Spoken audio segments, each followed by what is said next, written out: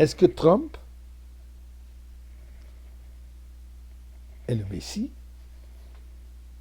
Oh, alors, d'abord, la réponse est non. Mais pourquoi est-ce que je pose cette question? Si, après le Tilim, qu'on dira ensemble, le chapitre 100, Mizmo le soy de Rila de Nkalaret, Ivdo es Adonai Besim Choboy le Fono Birnon, Oduk Adonai Oelim, Hu Ason Evelo Enachna Am Tsoy Marisoy, Boy Shor Besoy de Chatzori Sebisi, Hoy de le Baruch Boy, qui toiv Adonai le Lom Chasdo Viad, deux Vodor Emunosem, mes chers amis, donnons de la tzedaka pour le bien de partout, le bien de tout le monde, certainement la sécurité de nos soldats, le retour de nos otages, et pour l'humanité entière.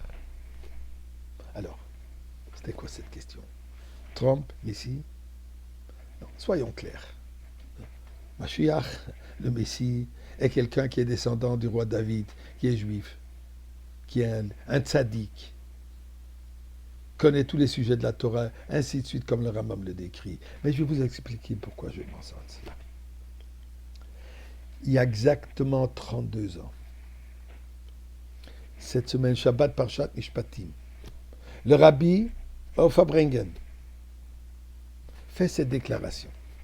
C'est ce qui se passe maintenant, et c'est ce qui était passé effectivement ce vendredi, il y a 32 ans, où les leaders de l'Amérique et le nouveau leadership de l'ancien USSR, de l'ancien monde communiste de la Russie, se sont rencontrés à New York pour discuter le fait d'abolir toutes les armes nucléaires, non seulement de réduire, mais de complètement arriver à une entente qu'on abolit toutes ces armes et utiliser les fonds et ce potentiel pour améliorer la vie de tous les jours de l'humanité entière.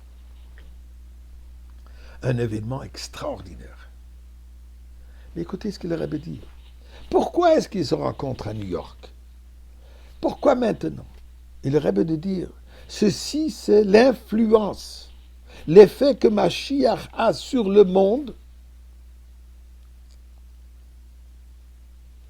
de transformer la pensée de l'être humain, au lieu de penser guerre, confrontation, penser et agir en harmonie.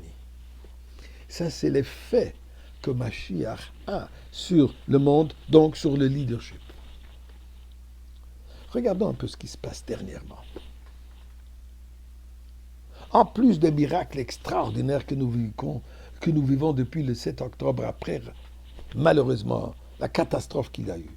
Mais c'est sécurité, c'est, je crois, 20 000 bombes qui sont tombées, missiles, etc., qui sont tombés sur Eretz Israël, et les dégâts sont minimes.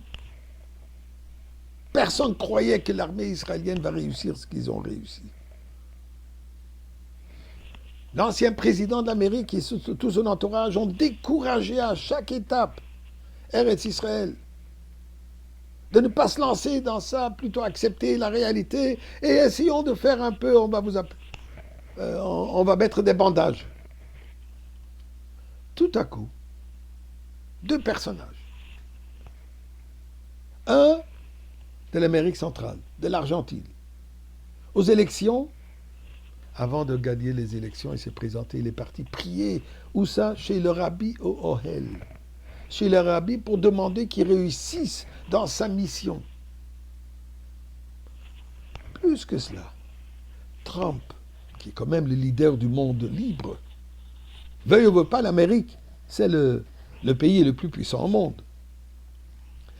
Durant les élections, quand d'ailleurs il n'était pas à une bonne position, il est parti prier au Ohel chez le rabbi, demander sa bracha afin qu'il réussisse. Et il a réussi.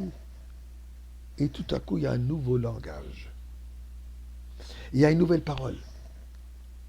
Une certaine clarté. Comme il y a marqué dans les prophètes que le temps de la Goula sera où les choses vont se cristalliser. On va savoir où est la vérité, où est le mensonge. Où est le bien et où est le mal. Pendant que l'administration précédente confondait entre le bien et le mal, entre Eretz Israël qui se défend et ces tueurs, ces Amalek, ces barbares de Hamas. Aujourd'hui, non, une clarté. Disons clair, Eretz Israël appartient au peuple juif, c'est ce qui est marqué dans la Torah. Hamas, Amalek, doit être complètement anéanti. À tous les niveaux. Ils ne peuvent pas avoir une force militaire, ils ne peuvent pas diriger, tout ça doit disparaître. Clarté. Et plus que cela, Trump a fait appel, ces jours-ci, à la Russie et à la Chine. Arrêtons de dépenser de l'argent pour ces armes futiles. Investissons ensemble cet argent pour le bien-être de l'humanité. 32 ans, le Rebbe dit ça, et aujourd'hui, à la même période, on l'entend encore. Qu'est-ce que ça représente? Si pas la venue de Mashiach.